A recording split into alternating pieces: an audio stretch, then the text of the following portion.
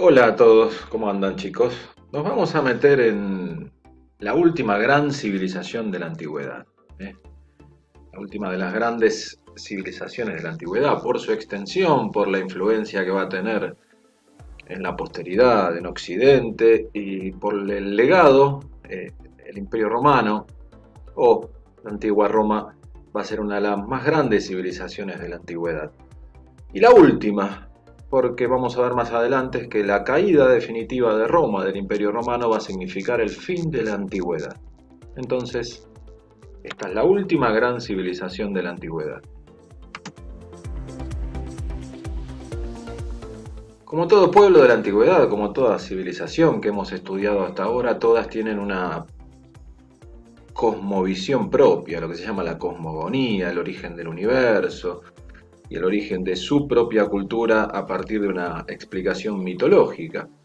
Bueno, el mito dice que el dios de la guerra romano, Marte, va a tener dos hijos con una mujer llamada Rea Silvia. Pero se suponía que esta mujer debía permanecer virgen. Entonces, para evitar la ira de los dioses, para salvar a los dos gemelos llamados Rómulo y Remo, Rea Silvia los pone en una canastita y los pone en el río Tíber para que el río se lleve la canasta río abajo. Según la leyenda, son rescatados por una loba. La loba los mantiene con vida, los amamanta. Cuando crecen estos dos niños, Rómulo y Remo, fundan una ciudad nueva en la otra margen del río Tíber, enfrente de donde estaba una ciudad de nombre Alba Longa. Pero hay un conflicto entre los dos hermanos y Rómulo termina asesinando a Remo. Entonces se cree que a partir de este mito Rómulo es el primer rey y fundador de Roma.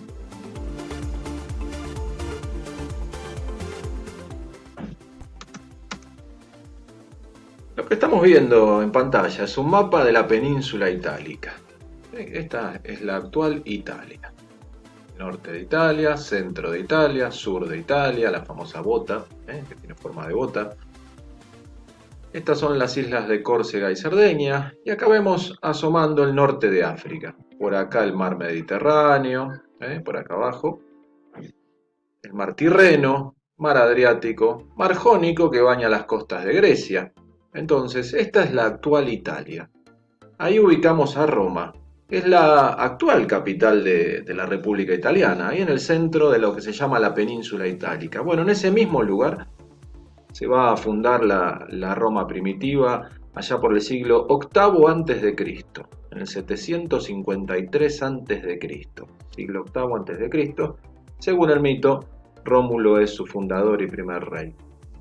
Pero en esa región de la península itálica, tal cual la conocemos hoy, en aquellos siglos de la antigüedad, antes de Cristo, 8 siglos antes de Cristo, siglo VIII antes de Cristo, la península era habitada por diversos pueblos. Vamos a señalar algunos de ellos. Los latinos se ubicaban en el centro y se cree que son los fundadores de Roma.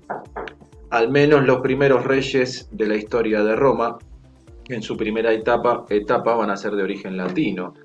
Al norte encontramos a etruscos. Los etruscos van a tener mucho que ver en esta primera etapa de la historia de Roma porque van a dominar Roma, la van a conquistar.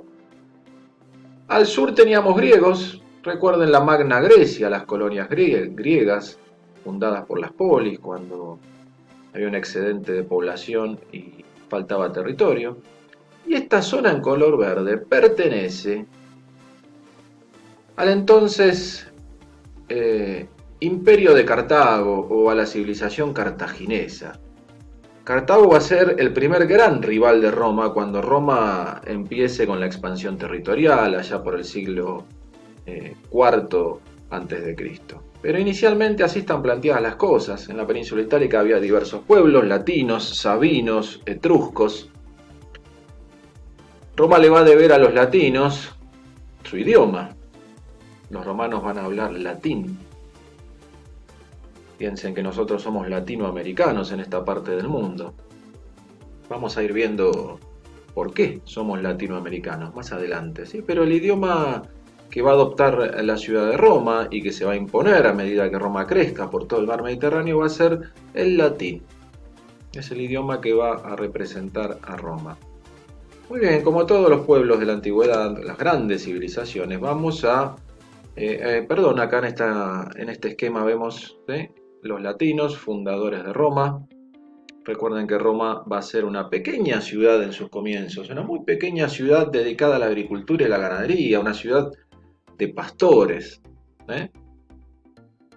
Así va a estar configurada la península itálica en el primer milenio, los primeros 1000 años antes de Cristo. ¿Qué está pasando en el resto del mundo conocido? Bueno, en ese primer milenio se está organizando el viejo imperio persa, el legendario imperio persa de los reyes aqueménidas, de Ciro, de Darío, el gran imperio persa. Egipto está en plena decadencia para el siglo VIII cuando se funda Roma. Está en su tercer periodo intermedio, tercer y último periodo intermedio. Recuerden que los periodos intermedios en Egipto significaban decadencia. En Grecia está terminando la Edad Oscura, comienza la Edad Arcaica y se están formando las polis, ni más ni menos.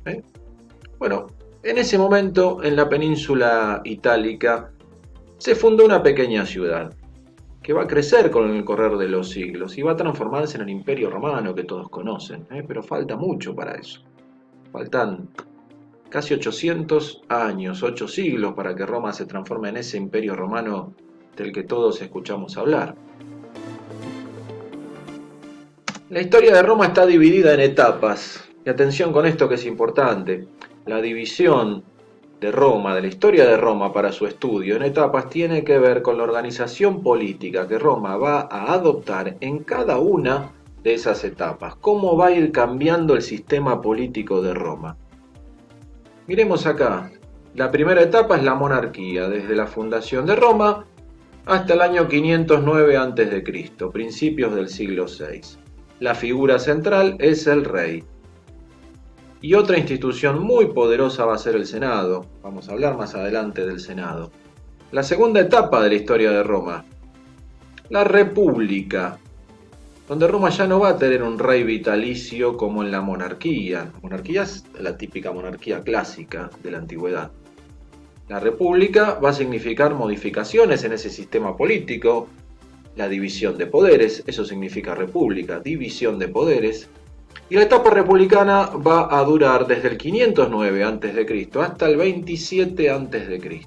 El 27 a.C. va a marcar el nacimiento del conocido Imperio Romano, la etapa imperial de Roma, donde la figura central va a ser el imperator o el emperador. Etapa e historia romana que se va a extender hasta el 476 después de Cristo. Fíjense qué extenso es el desarrollo de la historia romana si sumamos las 3 etapas de la evolución política de Roma. Pero vamos a centrarnos en lo que es la primera etapa de la historia de Roma, la monarquía, que comienza con la fundación de Roma. Dije hace un ratito, la figura central va a ser el rey. Como cualquier rey de la antigüedad, va a concentrar todos los poderes en su persona, poder político, poder militar, poder económico, va a ser sumo sacerdote. Los reyes eran vitalicios, es decir que eran rey desde su nombramiento hasta su muerte. Se cree que en toda la monarquía hubo al menos 7 reyes. Los 4 primeros de origen latino, recuerden esos pueblos que vimos hace un ratito en una de las imágenes, que los latinos se cree que fueron los fundadores de Roma y se les debe a ellos, entre otras cosas, ni más ni menos que la fundación de Roma, pero el idioma romano siempre va a ser el latín. Y los últimos reyes etruscos. Los últimos reyes etruscos. Atención, comenté también hace un ratito que los etruscos van a dominar la ciudad de Roma. Como cualquier pueblo de la antigüedad, recuerden esto, no pierdan de vista este punto. La economía romana se va a basar en el trabajo de la tierra, en la agricultura y en la ganadería.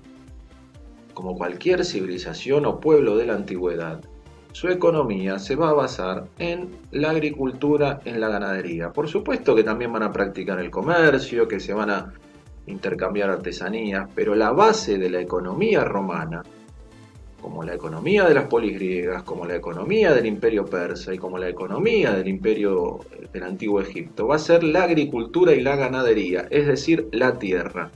Y como siempre en la antigüedad, el que tiene poder es rico. O mejor dicho, el que es rico tiene poder y la riqueza viene de la propiedad de la tierra. Recuerden, los ciudadanos en las polis eran propietarios de tierras, el faraón era dueño de todas las tierras en Egipto, lo mismo ocurría en la Mesopotamia, los conflictos siempre venían por la propiedad de la tierra. Bueno, Roma no va a escapar a este detalle. El secreto está para entender estas sociedades y cómo se van a desarrollar y los conflictos que se van a desarrollar en ella, los conflictos que se van a desarrollar a lo largo de toda la historia romana, que nos vamos a encargar de eso más adelante, están relacionados con dos temas, con dos cuestiones. Primero, la propiedad de la tierra, es decir, quién es dueño, quién no, quién tiene acceso a la tierra, quién no tiene acceso a la tierra. Y segundo, el poder político, el acceso al gobierno. En la etapa de la monarquía no hay discusiones, los reyes concentran el poder político, pero más adelante vamos a ver, a partir de la república, que se va a abrir un poco el juego político, otros sectores van a reclamar acceso al poder político. Y en esta mismísima etapa de la monarquía, vamos a ver el surgimiento de los sectores sociales que van a marcar toda la historia de Roma. Originalmente se cree que en la primitiva ciudad de Roma se organizaron clanes. Esos clanes tomaron el nombre o eran llamados gens, G-E-N-S, gens. Quien pertenecía a una determinada gens lo hacía por tener algún grado de parentesco con esa gens. Entonces, la primitiva organización de Roma estaba hecha en base a estos clanes, grupos de parentesco, si quieren llamarlo familias, pero grandes. Cada gens incluía a todos quienes tenían algún lazo de parentesco con esta gens. Las mujeres eran las únicas que cambiaban de gens al celebrarse su matrimonio, pasaban a formar parte de la gens del esposo. La gens, en esa Roma primitiva, allá por los orígenes, por la fundación de Roma, la gens tenía un jefe. Ese jefe era conocido como pater o pater familia, como padre de familia en latín, pater familia. ¿Por qué les estoy diciendo eso? Porque de este concepto de jefe de familia, pater familia, van a ser el nombre que va a identificar al sector privilegiado de la sociedad romana, los patricios, viene de pater, ¿sí? De este nombre, de este concepto latino que significaba pater, pater familia, el padre de familia.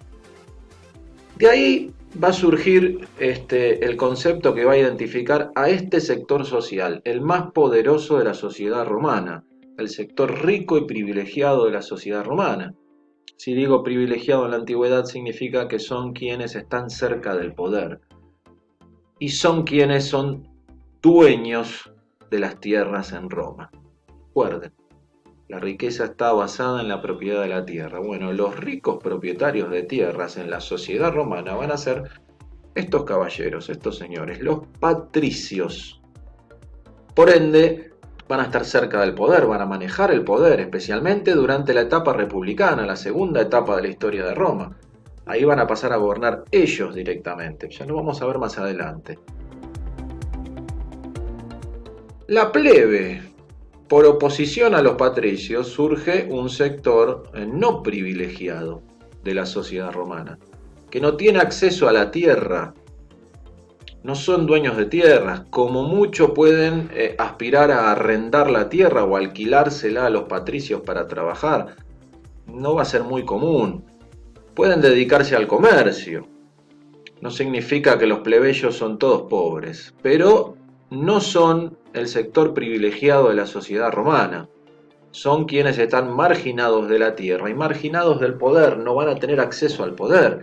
Y chicos, va a ser uno de los grandes conflictos sociales de la historia de Roma, el enfrentamiento entre patricios y plebeyos. por la tierra y por el acceso al poder, por la participación política. Los plebeyos van a reclamar durante siglos, durante prácticamente toda la historia de Roma, van a reclamar participación política.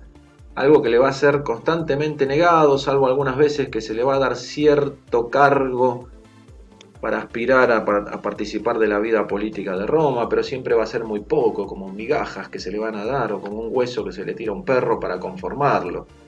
Pero es uno de los grandes conflictos sociales de la historia de Roma. Y por supuesto que Roma va a ser una sociedad esclavista, no tanto en sus inicios, pero a medida que Roma se va a transformar en una ciudad y en una civilización en expansión, y especialmente en épocas del imperio, Roma se va a transformar en una sociedad esclavista. De hecho, se habla de un modo de producción esclavista. La economía romana se va a ir basando cada vez más en el trabajo esclavo. Pero por ahora quiero que nos centremos en el surgimiento de estos dos grupos sociales, plebeyos y patricios, que ya aparecen durante la primera etapa de la historia de Roma, durante la monarquía, esta oposición entre estos dos sectores sociales. Insisto, los ricos propietarios de tierras, privilegiados, los que viven bien, viven en las afueras de la ciudad, en una villa, como la llamaban los romanos, no en el concepto actual que tenemos de villa, sino era una casa en las afueras, como un country, ¿sí? Una casa de campo, ahí vivían los patricios. Y los plebeyos eran más de vivir en la ciudad de Roma, podían dedicarse al comercio, podían dedicarse a las artesanías. No necesariamente ser plebeyo significaba ser pobre, había plebeyos enriquecidos, los había.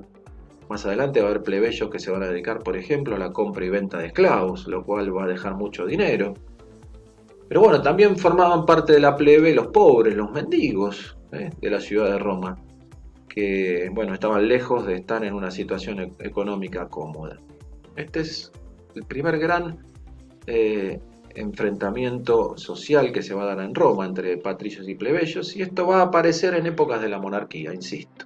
Desde los orígenes de Roma vamos a encontrar a estos dos sectores sociales. Los patricios ligados a aquellos fundadores de Roma, aquellos padres de familia, aquellos pater de la gens originales que fundaron Roma, por eso se los liga a las familias fundadoras de Roma. Los plebeyos, bueno, se fueron incorporando después a Roma, a medida que Roma fue creciendo y va a dejar de ser esa pequeña aldea de pastores para transformarse primero en una gran ciudad y después comenzar la expansión territorial hasta transformarse en el gran imperio romano, pero para eso faltan siglos y tenemos mucho que desarrollar en el medio. Así que bueno, hasta acá llegamos con este primer video de la historia de Roma, los orígenes, la primera etapa, la monarquía romana, los años de los reyes, latinos y etruscos.